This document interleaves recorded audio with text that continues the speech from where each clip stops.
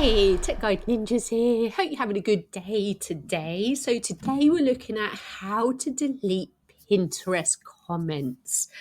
So for your blog or a business, it's likely that you may get spam comments or just sometimes not very nice comments, abusive comments, or just someone trying to promote their own stuff. I get these types of comments.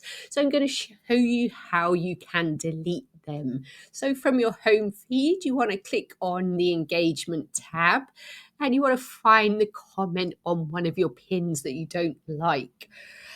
So I'm going to click on this one just for the tutorial. I don't mind this comment, so I'm going to leave it. But if I wanted to delete it, what you have to do, you click on the three dots.